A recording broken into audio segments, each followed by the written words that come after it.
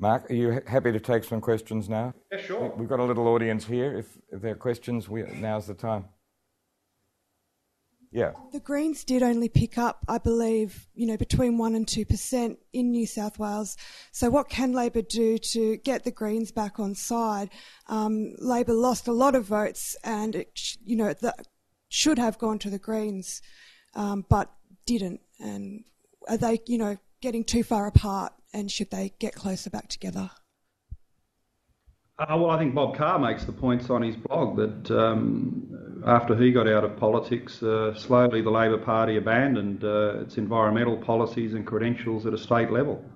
And I think he's pointing the finger at Joe Tripodi and saying that there was a minister urging other ministers to talk about brown policies, whatever that means in detail, but as opposed to green, talk about brown. Not Bob, but sort of dirty working class stuff, I suppose, is the imagery they're trying to create. But Carr's made a good point. They need to recommit themselves to environmental initiatives.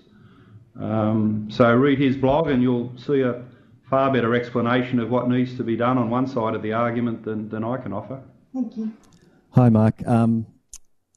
Apologies if this is common knowledge, but it's not to me. But who do you regard as the genuine reformers in the party at the moment? And do they have any chance of achieving any real reform?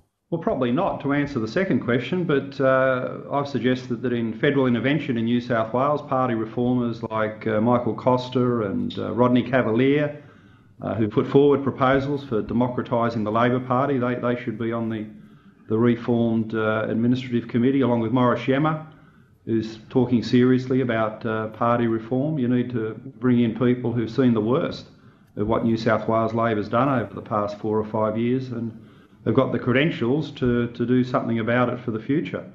I think someone like John Faulkner is well-intentioned in this area. He can play a role. There are people who know that the Labor Party, in large part is living on borrowed time, that it just can't go on this way. Julia Gillard herself said that this cancer, this factional cancer, won't go away unless it's treated. And the treatment has got to be serious. So you've got the Prime Minister saying those things on the public record. She needs to resurrect them today and be at the vanguard of Labor intervention in New South Wales. It's the only way you'll get change. The rest of it will just be window dressing and some imagery to give the appearance of party reform, when the same old people will still be there 4 years from now, running things the same old way. Hi, Mark. I've got a question here from the web, which is, in the politics of pop culture, does it bother you that you'll be remembered more for your personality probably than your ideals? Oh, well, Robert mentioned my diaries earlier on, and they are seen mainly through the prism of personality, and the people who bag them, it's normally in proportion to the number of times they were mentioned in the diaries, but there's also a lot of policy analysis and material in that book and other things I've written. As for my personality, I live with the legacy of modern politics, where the culture of high-profile people outside of politics, they're called celebrities, and people spend money to buy magazines to read every little thing about them, and they tweet and get all this information. We now live in a society, whether we like it or not, where everyone's got a view about the personality of people they've never met in person. They've never sat down, had a discussion with them, they've never known them in any form other than through the prism of the media. So my consolation is that the people who know and love me like me, and in any life that should be enough. What other people who've never met me and don't really know what I'm like in person have got to say, well, that's a potpourri of views and different opinions, probably in the majority against me, but there's nothing I can do about it. You've got to live your life with the people you know and love, and in that regard I'm very happy and satisfied with my life, and not too fussed about the rest. Can I just, a little question on that. If you had your time again as opposition leader, would there be things you would have done differently? Oh, I suppose I look back on it as getting into a job too early in circumstances where I hadn't had a lot of experience in front bench politics in Canberra. I was what was I? I was 42 when I became leader of the Labor Party. I'm just 50 now. I had my 50th birthday just 29 days ago. So I would have been better off waiting and, looking at those sorts of positions 10, 15 years down the track. I think I was too young, it was too early in my life, and it's just one of those things that happens to you along the way, and you've got to pick yourself up and move on with something else, which is what I've done. But, I think I was the second youngest Labor leader behind Chris Watson, who was the first. So it was something that happened early in particular circumstances. The Green forces, the anti-Beazley forces wanted a candidate. My wife always says, I didn't expect you to win that ballot. You weren't supposed to win that ballot. So to some extent we did way better than people logically thought, and I ended up in a job, 10 years before my time. Another question here. Just on the matter of sort of substance, coming back to sort of the carbon tax, watching Q&A a couple of weeks ago, it feels as if Gillard's almost paralysed to almost say anything, and I suppose I'd want to see if the effect of business and the super tax, do you think, has much of an impact on that in terms of, she doesn't even want to refer to the carbon tax as even a decent policy or as its effects, and whether or not, I suppose the whole changeover with Rudd last year would have had much of an effect on that. Yeah, this is part of the cultural deterioration in modern politics, not just Labor, but I think there was an instance where Rudd was being questioned in the media and kept on refusing to talk about the actual numerical size of the federal deficit, for fear that if he said that on camera, the Liberals would use it in an advertising campaign. At the election, he never got to fight as Labor leader, as it turned out. And Gillard, tiptoes her way through these different taxation issues in a similar fashion. That the whole culture of politics is about the 24-hour media cycle. Who wins the TV news tonight? What has Laurie Oakes got to say? And Mark Riley, how do they present things? Who's up, who's down? And then most importantly, what do the focus groups in the seat of Lindsay say about all these issues? So the short-termism really drains politicians of whatever conviction they might have, because every day you're worried about if you said something wrong, are they going to use it in an ad against you? Your staff will give you some view of how you could have said it better. I mean, politicians live in fear of putting a foot forward, for fear of putting a foot wrong, for stuffing things up. And that short-termism means that on big difficult issues like the mining tax and the carbon tax, you get this lingering sense that they're not in it here because they're believing it. They're in it here because they're trying to navigate some clever political strategy through the quicksand. And the public see through this. I think one of the lessons in New South Wales is that whole Bob Carr model of media management and daily spin really built a house of cards. And when it collapses, it's just horrific. And you see a similar thing at a federal level on these big issues, that the house of cards, the media management, the spin, the public are at the point now where they see through it and they mark it down. Hi Mark, I've got a question here from Tim Hamilton, and he asks, given the recent election results in Victoria and what may happen in Queensland soon to come, do you think that reforms could potentially apply to other states if needed? And how do you think that would work? Oh yes, as I said earlier on, I think these issues are uniform across the Labor Party in each of the state branches. Just in New South Wales, after a lengthy period in government, the culture of authoritarianism and insular, incestuous behaviour becomes more acute. So, those Queenslanders, if they won next term of government, you'd expect they'd have similar problems, because people just get used to the idea that, the opposition's unelectable, we'll be here forever, we can do whatever we like. We can pre-select branch stackers, not because they're good politicians, but because they maintain factional power for us. We can do whatever we like in terms of parliamentary entitlements. There's a real arrogance of being in power too long. And that naturally comes, it's a direct consequence of a party structure that's very much an oligarchy, where so few people control so much internal Labor Party power that in the end, inevitably, they misuse it. So all these issues are the same. It's just a matter of looking for the opportunities for party reform, and in New South Wales, if they don't make some huge changes now, they never will. Mark, when you were, after you lost the 2004 election and then decided to leave the leadership, you made a speech which I attended at Melbourne University, or maybe it was the time of the diaries, and you really advised young people not to go into politics in that speech. I don't know whether you remembered it. Is that still your view, or do you think young people should become engaged in politics and maybe think about the Greens as a possibility, or social movements connected to the Greens? I mean, what would you tell when your son's getting to the age when he might begin, your elder one, begin to get interested in politics? What kind of advice would you have on those sort of issues? Well, my sons are 10 and 8, and their interest in politics is, who cares about Barry O'Farrell, as they walk past the television every evening with the ads and whatnot. So they're still a way off, if they're to have any interest. In that speech at Melbourne University, my advice was, don't get involved dewy-eyed about party politics, because young people are bound to be disappointed if you come in as an idealistic greenhorn in the Labor Party thinking you're going to rock up to local branch meetings full of vibrant democratic debate. You'll be tragically disappointed for the reasons we've discussed earlier.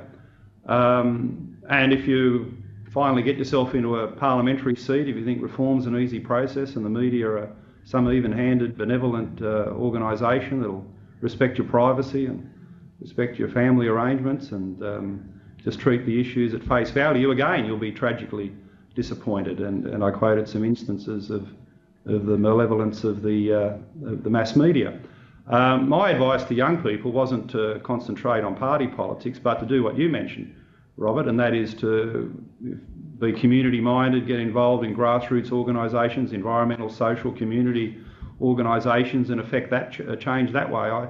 I popped out of politics thinking that the most realistic way of affecting change is within your immediate orbit, in the local area, in the people where you have a direct face-to-face relationship, instead of the mass scale of politics that we all talk about and to some extent we've grown used to. So my advice was to be politically minded, but in a very different way to organised party politics. And I think with regard to climate change, anyone who believes in it and wants to play a role, is 1,000 things that can be done locally, and the significance of them will grow in coming years and decades. And that's where young people, if they want to crusade on something, I think climate change is the place where they'll make the big breakthroughs. Inevitably, but through the medium and long term. There's a question here. G'day, Mark. Just to follow on from Robert's question, I was one of a youth who was tragically disappointed when I joined my young Labor branch in the Sutherland Shire back in the early 2000s. Just a brief anecdote, I'd go along to meetings where the agenda was to condemn Saddam Hussein and his weapons of mass destruction up at the local tradies club in Sutherland Shire, and then other than that, it was basically you were labour hire for door knocking. And since leaving, I've often wondered about the people that used to attend, in the young Labor movement in New South Wales, who were at those meetings, and where they are now. Have they then moved into the party machine proper? So my question being, who is joining the Labor Party? Where is the talent coming from? Is it just through grassroots movements and young Labor branches, and in that case, people cynically joining to find a career without actually having any ideal or greater passions? Basically, where are these people coming from? Well, we know where they've come from, and we know where they are today. They're in company with Ninos Kashaba, who's just lost 30% of the Labor two-party preferred vote in Smithfield. He would have been a young Labor activist, a bunch, along with these Syrian mates, 10, 15 years ago. Some of them found their way into Parliament, others are just defeated candidates in the wreckage of the New South Wales election result. Who's joining the Labor Party now? Labor Party meetings are the typical person at a Labor Party branch meeting today is old, out of the workforce, that is some form of welfare, whether retirement or social security payments. And on the membership books, they've been brought in as part of ethnic associations. So the number of genuine people who join and contribute without the ambition of going through the factional and parliamentary system is next to zero. You know, your old party stalwarts have left in disillusionment. I knew a fellow in my electorate who was a local branch president and head of one of the electorate councils, and you thought he was, you know, Labor till the day he died. And I saw him up in Ingleburn handing out for an independent candidate on Saturday. And if you knew this fellow, who was just so rock-solid Labor, to think in the space of a few years he's popped out and he's supporting an independent, got the T-shirt on and handing out for her. It was just an amazing lesson in how good people have left the Labor Party so disillusioned they're now working against the Labor Party on election day. And further through my old electorate there in the seat of Campbelltown, which they lost, because I had a look around on Saturday on my way to Rosehill races, the Liberal Party had 4 workers at every booth for 1 Labor person. In working class Campbelltown, this is just unthinkable for any time in the last 40 years. So independents and Liberals had the momentum, and Labor was struggling to get enough volunteers. You know, the Carpenter candidate struggled to get enough volunteers to staff the booths. So, boy, it's really hollowed out. And I think, you know, anyone watching this webcast who wants to really understand what's happened in New South Wales needs to drill down into some of these local seats and get below the cliches and the generalisations just to see how bad things have become. Because what I saw on Campbelltown, in Campbelltown seat on Saturday, I'm still struggling to believe, such as the size of the transformation. Hi Mark, I've got a question here from the web again. Dominic Kelly would like to know, on the age question, would Gillard have made a better PM if she had come into the job later? Oh, there's no doubt about that. Gillard wasn't 43 when she got the job, but or 42. But I think in the circumstances with Rudd, she took the job in a circumstance where the electorate didn't have a tremendous understanding of who she was, her personal circumstances, her values. She hadn't been a foreign minister or a treasurer. She'd had some profile. But I think it does take 10 years in one of the big jobs before the electorate really get a handle on who you are. And for that reason, she got into a campaign where Rudd then turned around to sabotage with all those leaks, and it became a difficult campaign for her, where she got into this kerfuffle as to the real Julia and the fake Julia. Well, you know, that's no way to lead the party, lead the nation and try and win a campaign. And she's still suffering from this identity crisis now. You know, I think people struggle to get a handle on who she really is and what she really believes in. She's a Republican who is going to sit at the back pews of a royal wedding on the other side of the world. She's a former enemy of ANZUS who gave that gushing, sycophantic speech in the US Congress.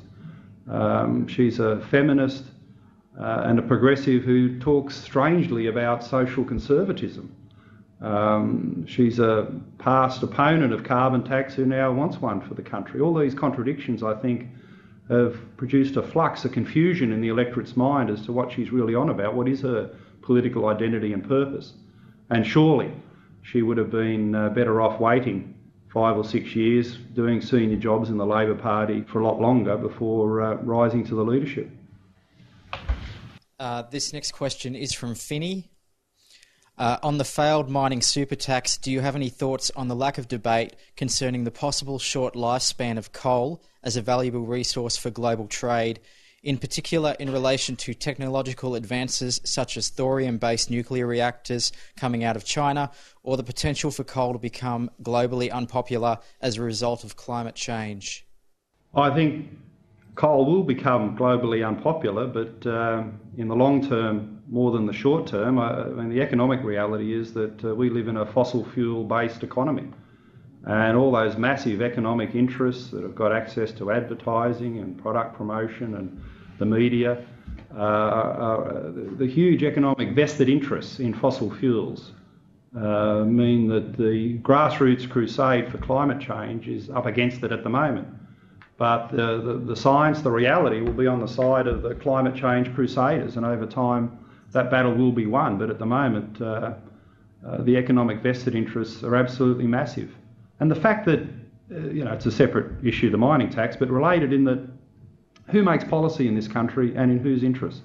The fact that a government that came up with some sensible proposals from a tax review, the Henry tax review, is now in a situation where they still haven't got a mining tax proposal that's final and settled and is going to pass the Parliament. They've really been captive to the companies. The companies in the end are going to determine the public policy much more than our elected representatives, and that in itself is a denial of proper democracy.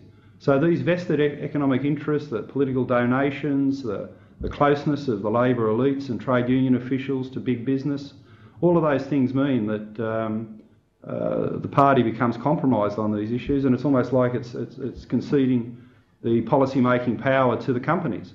And unfortunately, a lot of that happens on climate change as well. Even the RUD process for the ETS was extremely limited because the companies were able to pretty well determine their own level of compensation. Well, that's not the way to deal with the issue. Compensating big polluters and making their financial world easier is not the best way of proceeding on climate change. So I wouldn't underestimate for the short term, the medium term, the massive economic vested interests that are controlling public policy. And the final question, rather appropriately, is what now is Labor's cause and what should true believers believe in? True believers should believe in crusading on climate change, and it's going to be the defining issue. I mean, the economic issues are broadly settled. There are still some important foreign policy issues around and social questions, but the one that will drive progressive politics for the rest of my life and even the younger people in the room there today is climate change. So it's the one that really should be in the vanguard of progressive political campaigning at local level, at parliamentary level, and anyone who wants to be on the right side of getting something good done for society should be engaged with that issue. We'll have to close there. Mark, can I thank you very much indeed. I think actually I hope a lot of people watch this in one form or another, and I think many people will both be impressed by the cogency of your analysis and perhaps even to some extent, if they haven't been following you, surprised by the degree of rationality and passion with which you speak about climate change. I didn't mean that ironically at all. I mean that we've forgotten you as Leader of the Opposition. It was a long time ago, and I've been following your writing, but not everyone has. And to me, what you've been saying today is a breath of fresh air in a pretty rancid political culture. So if I can say thank you very much, and I hope we have you again in some way or another. Thank you very much. A pleasure, thank you, and I look forward to doing it again one day. Great. Cheers.